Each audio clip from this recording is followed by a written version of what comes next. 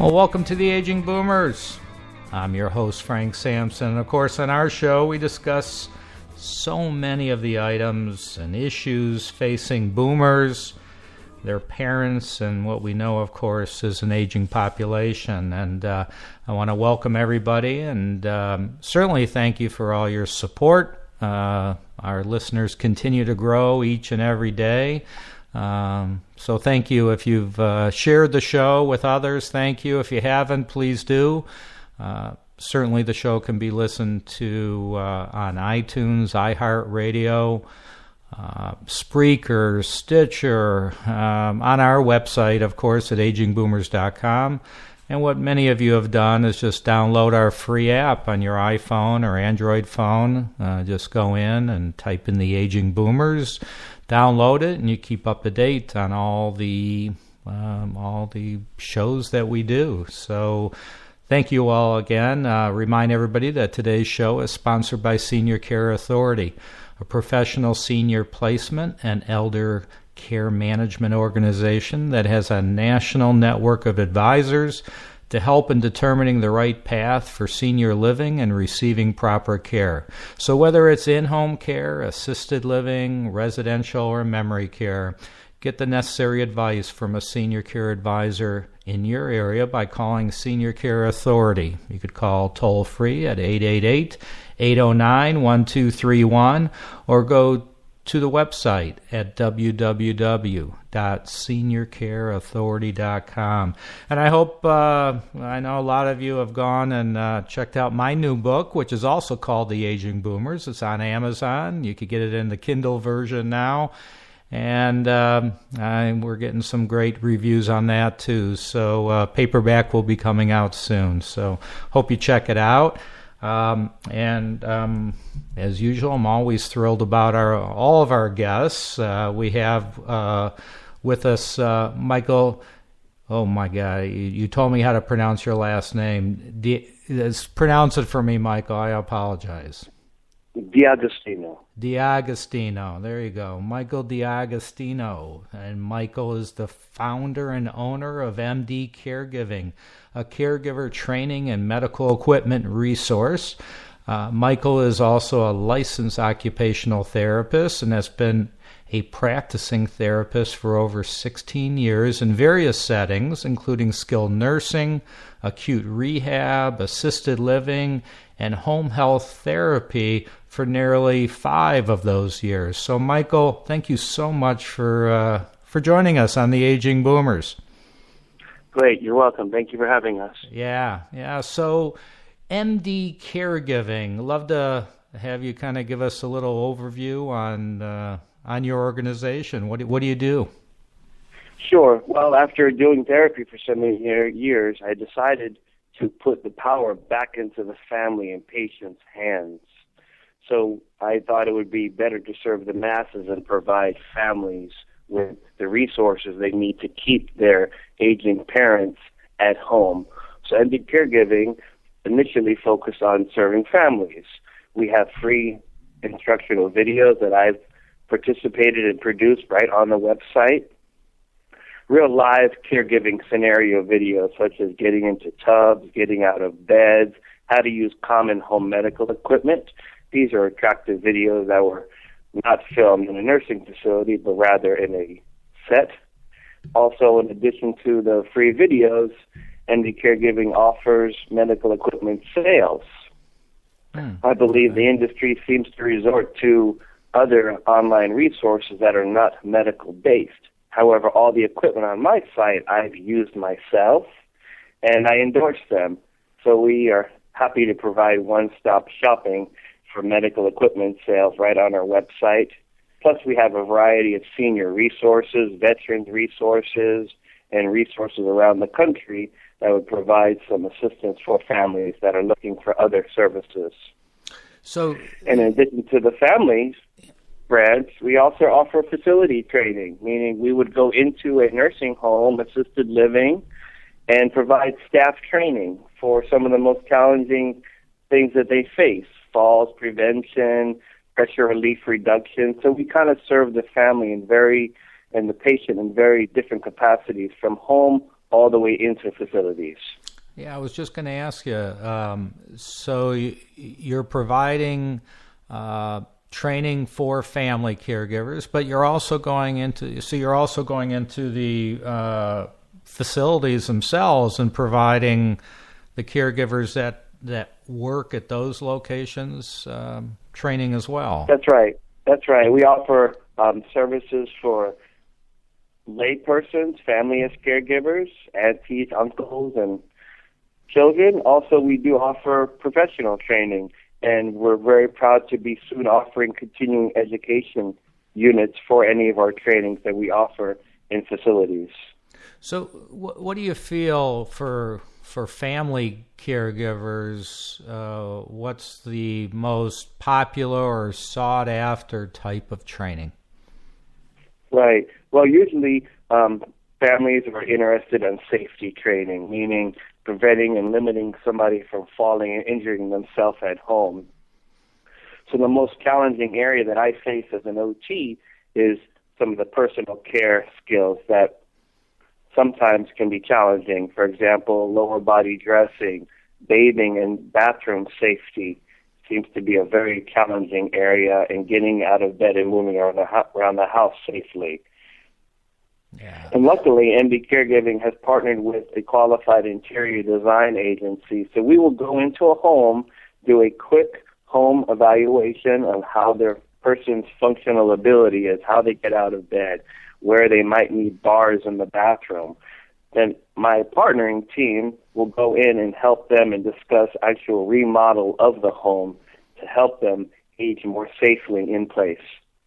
So you've been in occupational therapy for 16 years now. So would you say, in your experience, most of the falls do take place in the bathroom? Yes, they do. Yeah. Yes, they do. That seems to be the challenging thing, because many homes, unfortunately, were not designed for aging in place.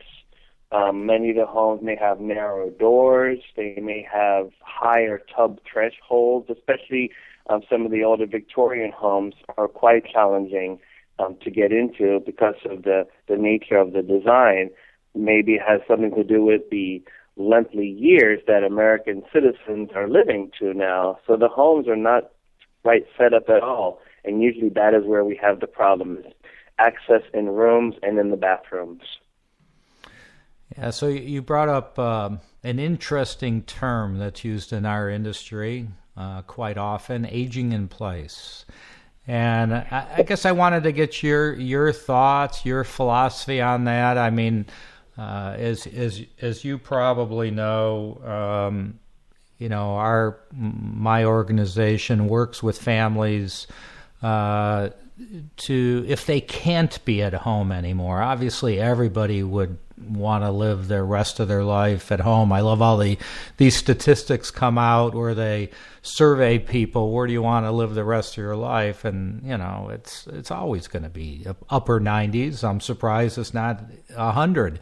But everybody wants to live at home, but sometimes it's challenging for families. It might not, like you said, you could be living in a Victorian home, and maybe the setup isn't right for the needs of that person.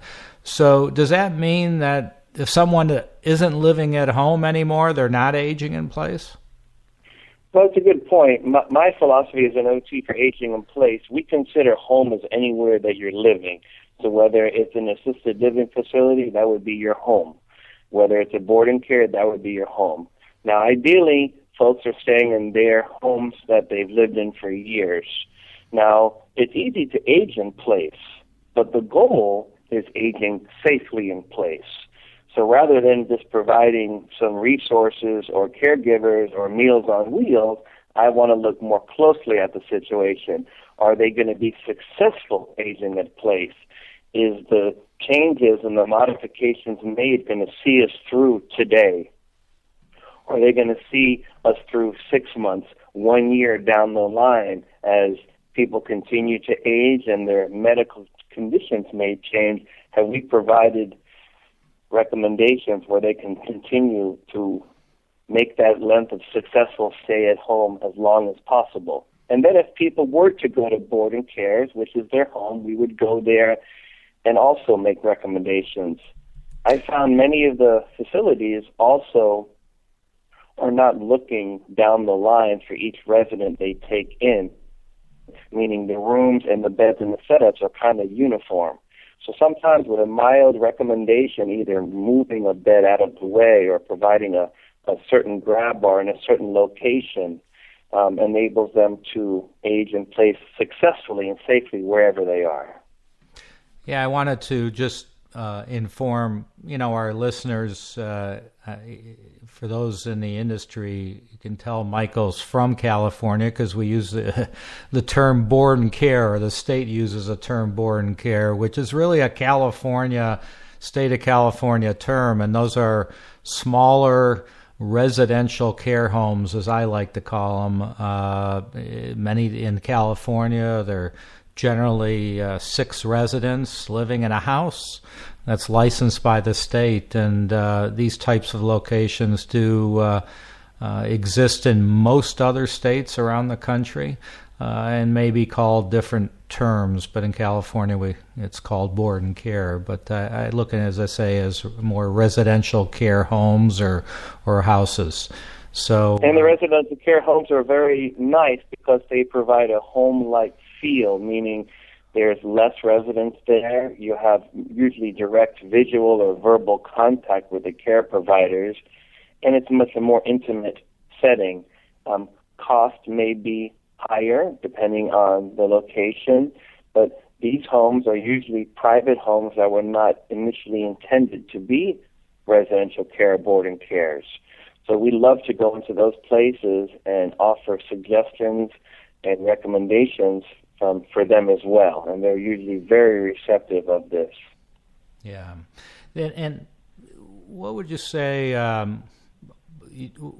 families have the greatest challenges with? What type of care for their loved ones? I mean, is it where they need more help physically or cognitively? What are some of the greatest challenges you see families needing assistance and more training with? Right. The greatest challenge overwhelmingly would be mobility. Okay. It's easy to find somebody to prepare meals usually, or to prepare medication. Maybe a nursing team can be involved.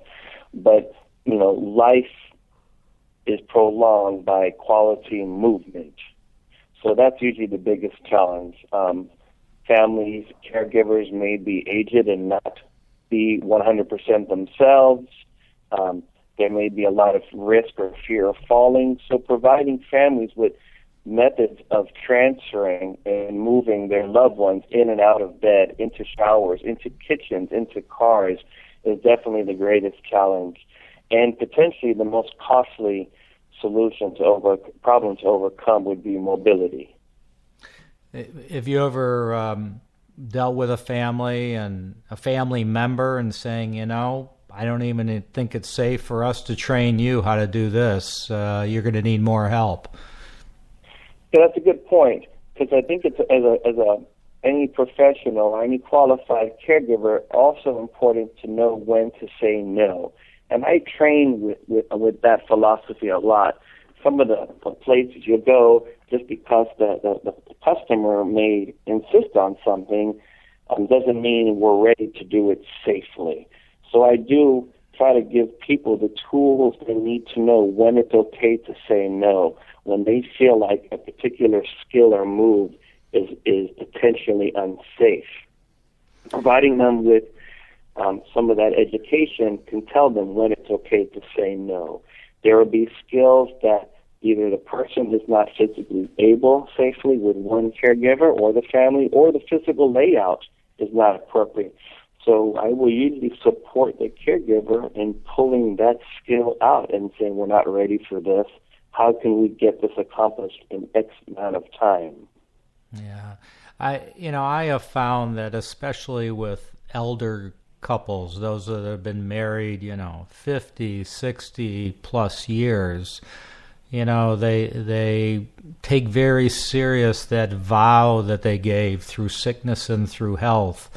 But they also feel that it falls on them, that they promise that they would take care of their loved one through sickness and through health. But I don't think it was really intended that they themselves have to be the one. Would you agree? That is right, especially with the population in America, with folks commonly living well and healthy into their 70s, 80s, 90s. It is difficult. So in those cases, I like to find one thing or several things that family member, that spouse can do for them safely. And we give them that. We hone in on what the wife can do for the husband safely. We empower them to do whatever they can safely. And then we look at the things that are still challenging. Then we look at bringing in alternative resources or make those modifications at that point, so she can still be the one to help with the bathing. Maybe not in a lift capacity, but in the supervisory. So we do, and that is our mission statement, empowering the caregivers to do safe and quality work. And we're usually very successful finding as much that the spouse can do safely for their other spouse. Yeah. I'd like to talk a little bit about medical equipment. There's, I'm sure, a lot of pretty, newer things out there that are available that maybe people aren't aware of. Why don't you talk about that? I know I took a glance at your website, and you have various types of medical equipment out there. Why don't you share with our listeners the type of things that could be very helpful to families? Right. Yeah. Now, the medical equipment field is very complex and very enormous, and there are a lot of folks selling bed equipment that really don't have any experience using the equipment. And unfortunately, some of the recommendations people are getting when they leave a hospital or other facility are things that they are either not covered by insurance or they're not reasonable. Indie Caregiving tries to find the least expensive, user-friendly device for doing it. Here's a little example. I would recommend a bathing board, which is a low-cost plastic board that's clamped on top of a tub threshold, used for, say, a tall clawfoot tub. Somebody else may go in and recommend Mrs. Smith needs an entire bathroom remodel, and they have to have a walk-in tub at the tune of $12,000. I would rather recommend a little training and a $60 bathing board. So a lot of the equipment we recommend is easily provided by families at a lower cost, and that is our angle on it. You'll even find online there's equipment ranging from $50 to $250, and it's the same item. And I think that's unfair. There's been a lot of unscrupulousness in the medical equipment industry, which is why I've taken upon myself to provide to my customers equipment that I know is affordable, safe, and works. Yeah. And unfortunately, Frank, many of the insurances are not paying for medical equipment nowadays. Most people can get a wheelchair or a walker or a commode. However, many of the safety devices that I train on, for example, in the tub or in and out of bed or self-feeding devices, are considered out-of-pocket costs. So we've tried to provide reasonable priced and easily to use equipment for things that are not covered. So I know, you being in the Bay Area, that's where you're doing most of your work, but why don't you share with us kind of how you may be able to assist others that are in whether they be other parts of California or around the country, whether it be with equipment or advice. What types of services can you provide for them? That's right. Well, right now we have a team that we're working on developing for in the Bay Area, partnering with some other well-seasoned therapists, and our goal is to currently to go throughout California or the adjoining states to larger facilities and do caregiver training.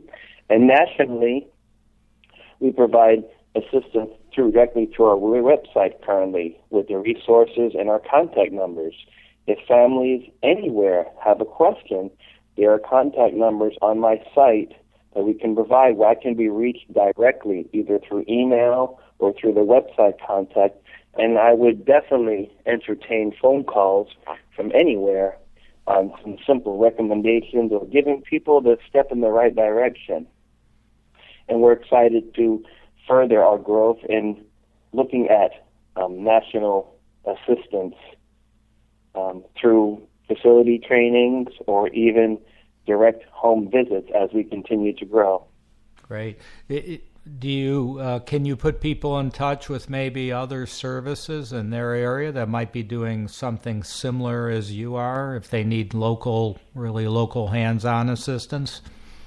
Yes, definitely. Thank you for that. We also are part of our resource list. We are growing our network of, for example, I mentioned the interior designers. I have potentially other businesses that are doing some similar work of those things. And I've also met other therapists who are trying to do something similar, meaning home evaluations with online templates and whatnot. We could even do live video Skyping interview or training consultation if we had to online across the country. That's great. Great. And why don't you share with everybody your website, contact information, whatever you'd like to share? That's right. Thank you, Frank. The website is called simply MD Caregiving, a little play on my initials. However, I am not a doctor. So Okay. It's mdcaregiving.com, spelled just like it sounds, capital M, capital D, CAREGIVING. We're online. We also are on any of the social media sites such as Facebook, Twitter, LinkedIn. My direct contact number, and I don't mind sharing that, is 510-708-6029. And I can be reached simply at mike@mdcaregiving.com. Perfect. That's great. So, I with the time we have left, we have a few minutes left. I'd like you to, just give what suggestions you can to families that, let's say, a family caregiver who is trying to help their loved one, whether it be a parent, a spouse, or other loved one, and that particular person who maybe needs assistance is maybe a little stubborn. They're maybe a little bit in denial that they need help, and don't worry, I'm fine, I'll be fine. We don't need to put bars in the bathroom. You don't have to do any of that. I mean, any suggestions you could give to families who are confronted with that type of a situation? Yes, definitely. That's a good point. Sometimes a crisis situation or change in status situation will occur, of course, without any preparation. Somebody has a fall and they've broken a hip or they've had a stroke, unfortunately. The best thing to do is immediately try to get some additional help, meaning maybe get a home health service referral in there, and they can at least provide a somewhat support team. When a family member is individually facing some of these new challenges in their life, there is some denial, there is some resistance. So psychologically, we want to tell them we're there to help, not to do. The loss of control is the biggest challenge and problem that people having a change in status have to face, meaning loss of when they take their meds, potential loss of when they bathe, when they eat. And that therein is the largest topic of most frustration. So family members should remember that they are there to help this person, and they want to help them continue to be healthy at home. Not only the moment they maybe come back from a hospital, down the line. And it may take family conflict manager teams, which they are also out there to help get through this situation. And the word, Frank, which unfortunately our system doesn't use, is called proactive. We are in a reactive healthcare system, meaning we deal with the problem after it occurs. Maybe explaining to a family member that is just needing limited help that we want to provide some recommendations for them to continue to be healthy, where there was a worst-case scenario, maybe a fall would occur down the line. So just partnering with them and being a team with the family member, not doing or changing, is a good way to look at it. Yeah, I think you brought up a good point. You know, sometimes bringing an outsider in, maybe, I don't know, in some cases, just works better. Sometimes hearing from your own spouse or your children that you need help, you know, you tend to just say, "Nah, I'm fine." But maybe an outsider or a professional, when they hear it from that type of person, they maybe take it a little more serious. That's right. It's a difficult place to be, whether you are a son, are you the nurse, or are you the caregiver. So wearing those different hats can be very challenging. And we actually have some resources on our website for conflict family resolution resources dealing with this crisis. The good thing is not to panic and not to try to change everything off the bat. Sometimes there may be a rumor, oh, Mrs. Smith has to go to a skilled nursing. Well, wait a minute, let's look at this more closely. So we're trying to give the family member some encouragement, good news, being supportive and assisting is what they need, not more people telling them what they have to do. Oh, did we lose you, Michael?